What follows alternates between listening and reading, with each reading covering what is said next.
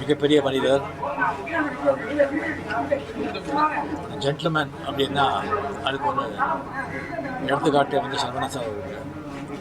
எப்பவும் வெள்ளை ட்ரெஸ் போடுவாங்க, அதே மாதிரி அவருடைய உள்ளமும் வந்து அவ்வளோ வெள்ளையாக இருக்கும். சினிமா வந்து உசுருக்கு உசுராக நேசிச்சவர்.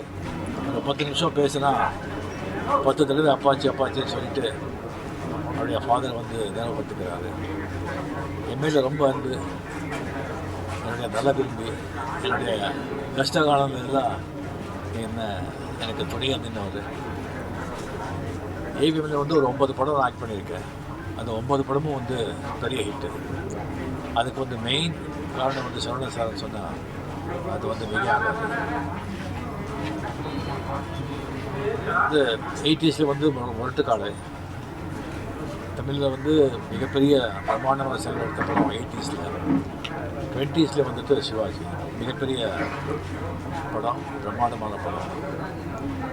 அதே மாதிரி இப்போ 20s வந்து இன்னும் ஒரு பிரம்மாண்டமான படம் எடுக்கணும்னு சொல்லி பேசிகிட்டு இருந்தார். ஸோ அது வந்து நடக்கவே இல்லை. அவருடைய மறைவு வந்து ரொம்ப மனசு பாதிக்குது. ஒரு ஆத்மா சாந்தி அடையட்டும். அவர் குடும்பத்தாருக்கு என்னுடைய ஆழ்ந்த legendary film maker Saravanan sir, அவ்வளோ பெரிய பிரம்மாண்டமான பேனர் ஏவிஎம். சென்னைக்கு வர ஒவ்வொருத்தரும் பார்க்காத லோகமே இல்லை. அது அந்த மாதிரி ஒரு பெரிய லோகம். எவ்வளோ சின்சியராக ஒர்க் பண்ணி, எவ்வளோ ஹம்பலாக ஒர்க் பண்ணி, எவ்வளோ வெற்றி படங்கள் கொடுத்துருக்குறாருங்கிறது கணக்கில் எடுக்கிறது அவ்வளோ ஈஸியான விஷயம் இல்லை. இந்த மாதிரி ஒரு பெரிய பிரம்மாண்டமான கம்பெனியில் சரவணன் சார் நிர்வாகத்தில் நடிக்கிறதுக்கு எனக்கும் வாய்ப்பு வந்ததுக்கு நான் நன்றி சொல்ல கடமைப்பட்டிருக்கேன், பாக்கியமாக நினைக்கிறேன். சரவணன் சார் பற்றி சொல்கிற அளவுக்கு நமக்கு அனுபவத்தை விட பெரிய பெரிய எம்ஜிஆர், சிவாஜி சார்லேருந்து எல்லாரை வச்சு படம் பண்ண நிர்வாகம், அதில் சரவணன் சாருக்கு பெரிய பங்கு இருக்குது.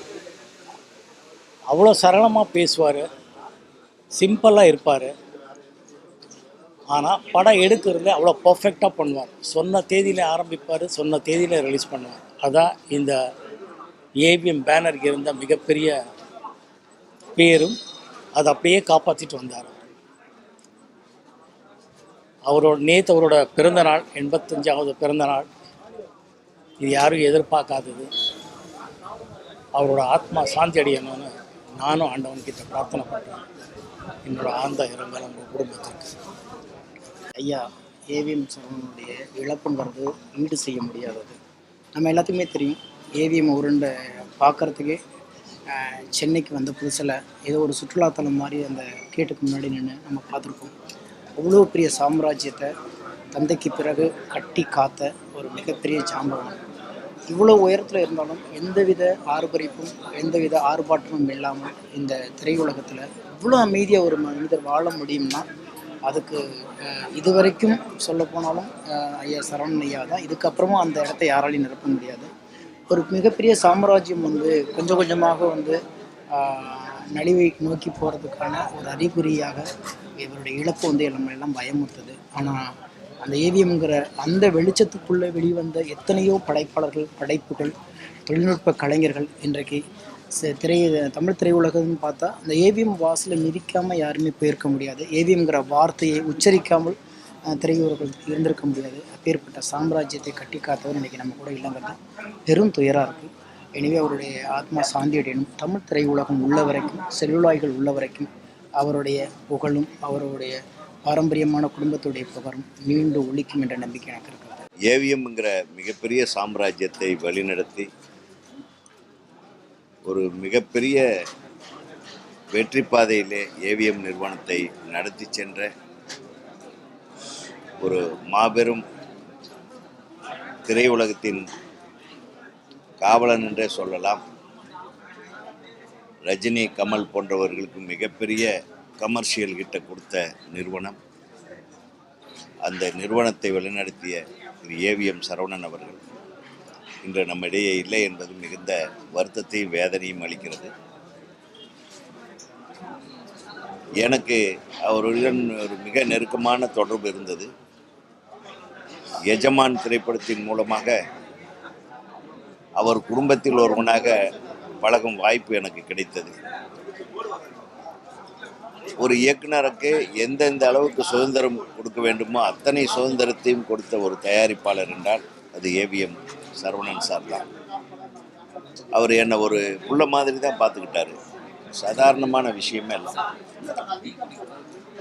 படம் பூஜை போட்ட அன்றைக்கே ஃபுல் பேமெண்ட்டையும் செட்டில் பண்ண ஒரு தயாரிப்பாளர்னா உலகத்திலே அவராக தான் இருக்கும்.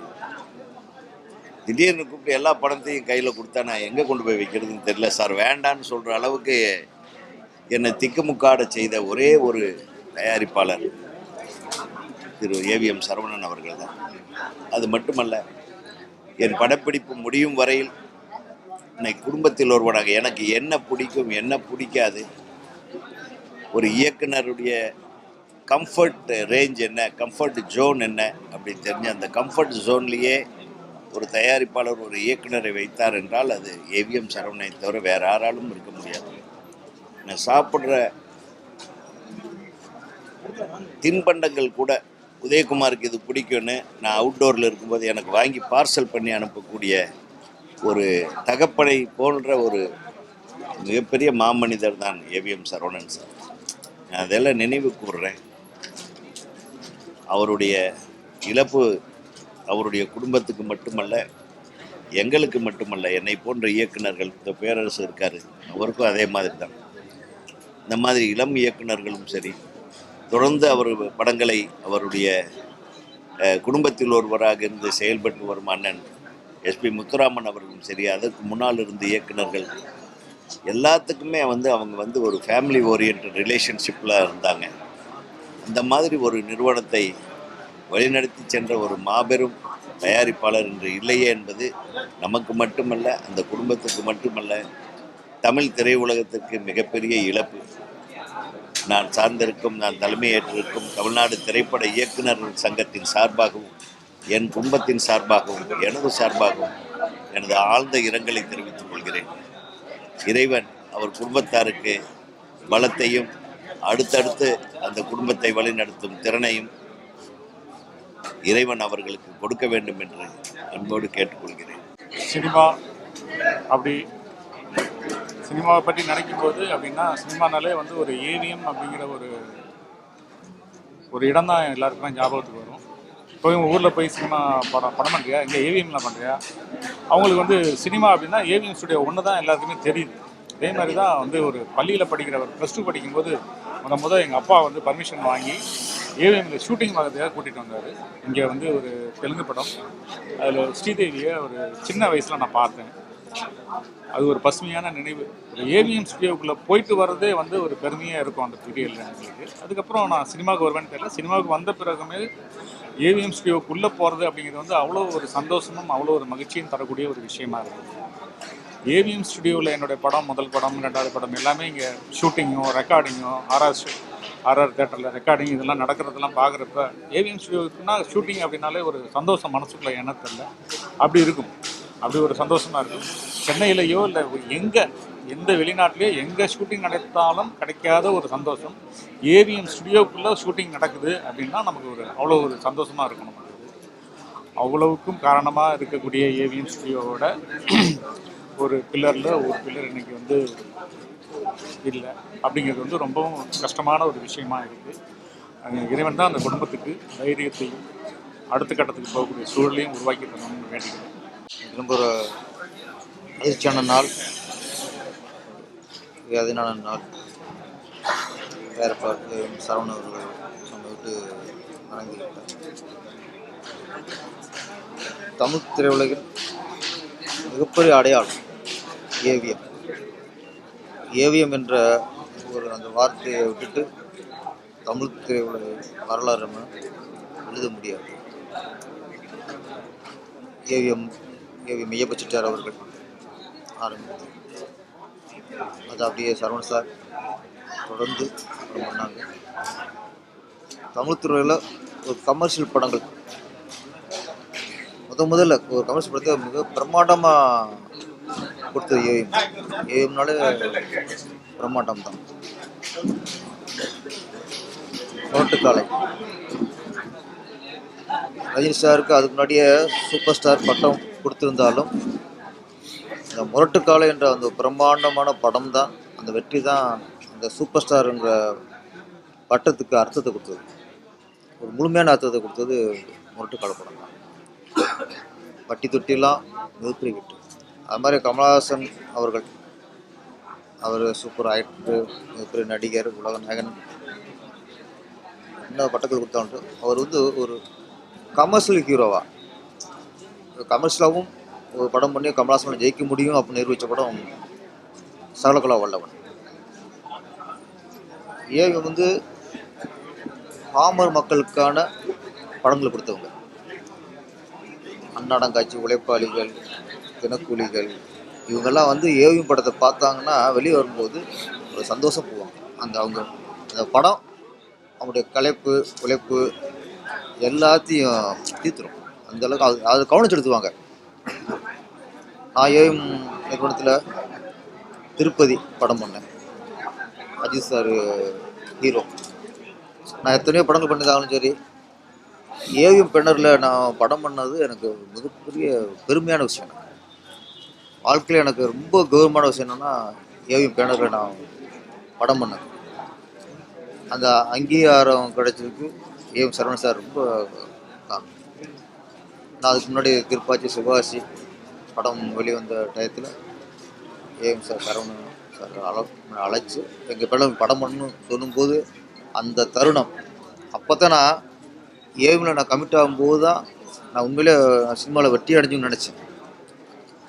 நான் அது சில இடத்துல அந்த அங்கீகாரம், வெற்றிக்கான அங்கீகாரம். நான் ஏவிஎம் ஸ்டுடியோக்குள்ளே ஃபஸ்ட்டு வரும்போது வர முடியாது. அப்போல்லாம் செக்யூரிட்டிலாம் வீட்டுக்குள்ளே வர முடியாது. நான் எப்படியா ஏவிஎம் ஸ்டுடியோக்குள்ளே உள்ளே போகணும்னு நினைப்பேன். அப்போ ஒரு 10 ரூபா ஒருத்தட்ட லஞ்சம் கொடுத்து அவர் கொண்டாந்து உள்ளே விட்டார் என்னைய ஏவிஎம்குள்ளே. அப்போ 2 ரூபா ஷூட்டிங் பார்த்து கிளம்பிட்டேன். அதே நிறுவனம் எனக்கு திருப்பி 10 லட்சம் அட்வான்ஸ் கொடுத்து எனக்கு படம் பண்ண சொன்னாங்க. சரவணன் சார் கையால் நான் ஃபஸ்ட்டு அட்வான்ஸ் வாங்கினேன். அந்த தருணமும் வாழ்க்கையில் அதான் அப்போ தான் நம்மளுக்கு வெற்றி அடைச்சிட்டோம்னு நம்மளுக்கு தோணும். இன்னொன்று ஏவிஎம் உதயகுமார் சொன்ன மாதிரி நானும் அதை உணர்ந்தேன். ஏவிஎம்மில் படம் கமிட் ஆனதுலேருந்து ரிலீஸ் ஆகிற வரைக்கும் நான் பணம் கேட்டதே இல்லை. அந்தந்த டயத்தில் கரெக்டாக பணம் வந்துடும். நம்ம வந்து மேனேஜர்கிட்டையும் சொல்லவே மாட்டோம். கரெக்டாக செட்டில் பண்ணி கரெக்டாக இயக்குனர் மட்டும் இல்லை, நடிகர்கள், கேமராமேன், டெக்னீஷியன் எல்லாருக்குமே சம்பளம் வந்து கேட்காமலே ஃபஸ்ட்டு வந்து கொடுத்துருவாங்க. அது என்னென்னா ஒரு சிறந்த தயாரிப்பாளர் அப்படிங்கிற மிகப்பெரிய அடையாளம் ஏவிஎம் சரவணன் சார். அதே மாதிரி இயக்குனருக்கு முழு சுதந்திரம். அவங்க கதையை கேட்டு பிடிச்சி போய் இயக்குனரை கமிட் ஆகிட்டாங்கன்னா இயக்குனர் தான் அவங்களுக்கு முக்கியம். ஏவிஎம் நிறுவனத்தை பொறுத்த வரைக்கும் நடிகரை விட அவங்களுக்கு இயக்குனர் தான் முக்கியம். இயக்குனருக்கு தான் அதிக மரியாதை கொடுப்பாங்க. ஒவ்வொன்றும் இயக்குனரை கேட்டு தான் செய்வாங்க. அந்தளவுக்கு இன்றைக்குள்ள நிறைய தயாரிப்பு நிறுவனம் இருக்குது. அதெல்லாம் கற்றுக்கொண்ட விஷயம் ஏவிஎம் சரவணன் சார்ட்ட கற்றுக்கொண்ட விஷயம் என்னென்னா, கதைக்கு முக்கியத்துவம் கொடுக்கணும், இயக்குனருக்கு முக்கியத்துவம் கொடுக்கணும். அப்படி கொடுத்தா தான் அந்த படம் நல்லா வருங்கிற ஒரு சூட்சமத்தை தெரிஞ்சவங்க தான் ஏவிஎம் சரவணன் சார். அவர் இன்றைக்கி நம்ம விட்டு மறைஞ்சிட்டாரு. ஆனால் எப்படி மெய்யப்ப செட்டியாருடைய புகழ் இன்னைக்கு நிலைச்சிருக்கோ அதே மாதிரி ஏவிஎம் சரவணன் சார் புகழ் என்னன்னைக்கும் நிலைச்சிருக்கும். ஒரு இயக்குனர் சங்கத்திலேருந்து நாங்கள் வந்திருக்கிறோம். எங்களோட வேண்டுகோள் என்னென்னா, ஏவிஎம் படம்னாலே பாமர மக்கள் விரும்பி பார்த்தாங்க படங்களை. ஏவிஎம் படம்னாலே நம்பிக்கையோடு இந்த படம் பார்த்தாங்க. இப்போ கொஞ்ச காலமாக ஏவிஎம் நிறுவனம் படம் தயாரிக்கலை. திரும்ப படம் தயாரிக்கணும்.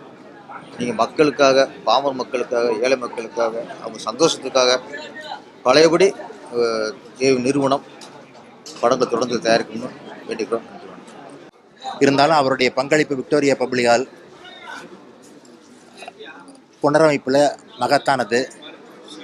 சரவணன் சார் என்கிட்ட சொல்லியிருக்காரு, சிஎம் சார் வந்து அடிக்கடி என்கிட்ட தொந்தரவு பண்ணி, ஆனால் சீக்கிரம் வந்து அந்த கேஸெல்லாம் முடிச்சுட்டு வாபஸ் வாங்குங்க, கவர்மெண்ட்டே அதை எடுத்து வேலை செஞ்சு நம்ம வந்து திருப்பி மறுசீரமைப்பு பண்ணிடலாம் அப்படின்னு கூப்பிட்டுக்கிட்டே இருக்காரு. அடிக்கடி சிஎம் கூப்பிட்டுக்கிட்டே இருக்கிறாரு அப்படின்னு என்கிட்ட சொல்லி தீர்மானம் போட்டு இன்றைக்கி வந்து இந்த விக்டோரியா பப்ளிக் ஹாலை வந்து இன்றைக்கி நல்லா திறக்கிற அளவுக்கு இன்னும் கொஞ்ச நாளில் திறந்துருவாங்க. அந்த திறக்கிற அளவுக்கு இருந்ததுக்கு காரணம் சாருடைய பங்களிப்பு ரொம்ப முக்கியம். அப்புறம் வந்து அவர்கிட்டேருந்து நிறைய கற்றுக்கிட்டு இருக்கேன். கால தாமதம் இல்லாமல் வருவார், கரெக்டாக வருவாங்க. 5 மணிக்கு மீட்டிங்னா 4:55 இருப்பாங்க, கரெக்டாக இருப்பாங்க. அது மாதிரியான ஒரு மனிதர், கண்ணியமான மனிதர். எனக்கு அப்பாயின்மெண்ட்லாம் கிடையாது. ஏவிஎம் சரவணன் சார்கிட்ட அவர் தான் செக்கில் எனக்கு இந்த விக்டோரியா பப்ளிக் ஹால் ட்ரஸ்ட் புக்கில் அந்த ட்ரஸ்ட் போர்டு செக்கில் அவர் தான் கையெழுத்து போடுவார். நான் கையெழுத்து வாங்குறப்பெல்லாம் எனக்கு அப்பாயின்மெண்ட் கிடையாது. நேராக யார் எவ்வளோ பெரிய மனிதர்கள், சினிமா பிரபலங்கள்லாம் நிறையா பேர் உட்காந்துருப்பாங்க, இருந்தாலும் விஸ்வநாதன் உள்ளார கூப்பிடு அப்படின்னு சொல்லி உடனே கொடுப்பாங்க. அவருடைய பிஏ கிருஷ்ணன் சார் இருந்தப்பையும் சரி, வீரப்பன் சார் இருந்தப்பையும் சரி, என்னை உடனே கூப்பிட்டுருவாங்க. அப்பேற்பட்ட மனிதர். அவருடைய இழப்பு எனக்கு ரொம்ப தனிப்பட்ட முறையில் பேரிழப்பு. இன்னொன்று என்னென்னா, மனதில் இருக்கும் மனிதர்கள்ட்டு நிறைய புத்தகம் எழுதியிருக்காங்க. ஒரு 4-5 வால்யூம் எழுதியிருக்காங்க. ராணி மைந்தன் சார்பில் அவங்க எழுதி இது பண்ணியிருக்காங்க, சொல்ல எழுதியிருக்காங்க. அந்த புத்தகம் எனக்கு வந்து தபாலில் உடனே அனுப்பிடுவாங்க. அப்பச்சி அனுப்பியிருக்காங்க. அந்த மனதில் இருக்கும் மனிதர்கள் அந்த புத்தகம் 5 வால்யூம் என்கிட்ட தபாலில் வந்துடும். அப்புறம் வந்து நான் ஒரு விக்டோரியா பப்ளிக்கான ஒரு புத்தகம் எழுதியிருக்கேன். அதுக்கு வந்து எனக்கு வாழ்த்துறை அனுப்பியிருக்காங்க. அந்த புத்தகம் ரிலீஸ் ஆகலை. எனக்கு ரொம்ப பேரிழப்பு. அவர் இந்த புத்தகம் ரிலீஸ் ஆகாமல் இருக்கிறப்பே அவர் வாழ்த்துறை எழுதியிருக்காங்க. நிறைய பேர் எழுதியிருக்காங்க, சிஎம் உள்பட, அமைச்சர் உள்பட நிறைய பேர் எழுதியிருக்காங்க. இருந்தாலும் அதெல்லாம் அவர் வந்து உயிரோடு இருக்கிற பார்க்க முடியாங்க. பெரிய எனக்கு மனப்பாரமாக இருக்குது. ஆழ்ந்த இரங்கலையும் அவர் தெரிவிச்சுக்கிறேன். அவருடைய ஆன்மா சாந்தி அடையணும். அவர் வாழ்வாங்கு நிறைய, அவருக்கு என்ன சொல்கிறது, அவருடைய உயரம் வந்து ரொம்ப உயரம், மிகப்பெரிய உயரம், உலக அளவில் உயரம். வட இந்தியாவிலும் சரி, உலக அளவிலையும் சரி, மிகப்பெரிய உயரத்தை தொட்ட மனிதர்கள், சிகரம் தொட்ட மனிதர்கள் சரவணன் சாரும் ஒருத்தர். தனிப்பட்ட முறையில் அவருக்கு இப்போ 25 வருஷமாக எனக்கு அவருக்கு ஒரு பழக்கம். அது என்னால் மறக்க முடியாது. ஆன்மா சாந்தி அடைய இறைவனை பிரார்த்திக்கிறேன். வணக்கம். இது ஒரு பெரிய சகாப்தத்தினுடைய நிறைவு. தமிழ் உலகத்தினுடைய கருப்பு நாள்களில் இந்த நாளும் ஒன்று. சரவணன் சார் மாதிரி எவ்வளவு உயரத்தில் இருந்தாலும் இவ்வளவு பணிவோடு இருக்கக்கூடிய ஒருத்தர் வாழ்க்கையில் இனிமேல் நம்ம சந்திப்போமான்னு எனக்கு தெரியல. இலக்கியத்துக்கு அவர் நிறைய செஞ்சுருக்காரு. திரைத்துறையை பற்றி இங்கே நிறைய பேர் பேசியிருப்பாங்க. இலக்கியத்துக்கு நிறைய செஞ்சுருக்காரு. சென்னை கம்பன் விழாவுக்கு 50 ஆண்டுகளாக ஏவிஎம் ராஜேஸ்வரி மண்டபத்தை ஒவ்வொரு வருடமும் விழாவுக்காக கொடுக்குறாரு.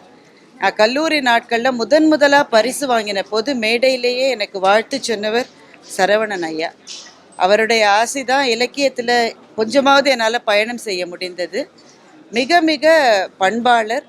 அவருடைய ஆன்மா சாந்தி அடைவும் அவருடைய குடும்பத்தினருக்கு கடவுள் எல்லாவித மன உறுதியையும் கொடுப்பதற்கும் இந்த நேரத்தில் நான் பிரார்த்தனை செய்து கொள்கிறேன். தமிழ் சினிமாவில் பல படைப்பாளிகள் உருவாகிறதுக்கு காரணமாக இருந்த நிறுவனம் இந்த நிறுவனம். ஏவிஎம் சார் சரவணன் அவர்கள் ரொம்ப எல்லாருக்கும் ஒரு பேருதவியாக இருந்திருக்காங்க. தமிழ் சினிமாவோட ஒரு பெரிய வரலாறு அப்படின்னு சொல்லலாம். அவங்களோட இழப்பு நம்ம எல்லாருக்கும் ஒரு பேரிழப்பாக இருக்குது. அவங்களோட இடத்தை யாராலையும் இட்டு நிரப்ப முடியாது. எங்களுடைய பத்திரிகையாளர் சார்பில் ஆழ்ந்த வருத்தத்தையும் இரங்கலையும் தெரிவிச்சுக்கிறோம். பத்திரிகையாளர் சார்பாக சரவணன் சாருக்கு வந்து இரங்கலை தெரிவிக்கும். சரவணன் சார்கிட்ட வந்து மறக்க முடியாத விஷயம் என்னென்னா, ஏவிஎம் பற்றி ஒரு சின்ன பிட் நியூஸு, சின்ன ஃபோட்டோ, சின்ன வீடியோ போட்டால் கூட மறக்காமல் வந்து ஏவிஎம் சார்பில் மறுநாளோ கையெழுத்து போட்டு ஒரு நன்றி கடன் அனுப்புவார். 100 ஆண்டு கால தமிழ் சினிமாவில் இப்படி எந்த பத்திரிகையாளருக்கும் அது எத்தனை தடவை போட்டாலும் நன்றி கடன் அனுப்புவது வந்து ரொம்ப ரேரு. சரவணன் சார்கிட்ட வந்து அந்த பழக்கம் உண்டு. நாங்கள் கிட்டத்தட்ட 20-30 வருஷமாக எத்தனையோ படங்கள், எத்தனையோ படப்பிடிப்புகள், இந்த ஏஎம்ல எத்தனையோ விஷயங்கள் வந்துருக்கோம். அவ்வளோ மரியாதையாக, அவ்வளோ பண்பாக, அவ்வளோ எளிமையாக நடந்துக்கிறாரு. ஏன்னா நம்ம வந்து எவ்வளோ பிஆர்ஓக்கள் ஏவிஎம்ல ஒர்க் பண்ணியிருக்கோம். ஆனால் இங்கே ஒர்க் பண்ணும்போது அது ஒரு தாய் வீட்டுக்குலேருந்து நம்ம ஒரு சிறப்புகள் எப்படி செய்வோமோ அந்த மாதிரி தான் ஒரு உணர்வுகள் ஏற்படும். அந்த அளவுக்கு நம்ம மேலே பாசமாக செயல்படுத்தக்கூடிய ஒரு ஸ்தாபனம். அதாவது பூஜை போடும்போது ரிலீஸ் டேட்டை அறிவித்து படங்களை தயாரிக்கப்பட்ட காலங்களில் திரைப்படங்கள் எப்படி எடுக்கணுன்றதுக்கு முன்னுதாரணமாக திகழ்ந்த ஏவிஎம் ஸ்தாபனத்திலிருந்து மிகப்பெரிய தூண் இன்றைக்கி நாம் இழந்துட்டோம். எங்கள் பத்திரிகை தொடர்பாளர்கள் சார்பில் இந்த ஆழ்ந்த இரங்கலை தெரிவித்துக் கொள்கிறோம். திரையுலகத்தின் ஜாம்புவான் ஏவிஎம் சரவணன் அவருடைய மறைவு திரையுலகத்திற்கு ஈடு செய்ய முடியாத இழப்பாகும். அவரை இழந்து வாடுகிற அவர்கள் குடும்பத்திற்கு தமிழ் திரைப்பட தயாரிப்பாளர் சங்கத்தின் சார்பாக ஆழ்ந்த இரங்கலை தெரிவித்துக் கொள்கிறோம்.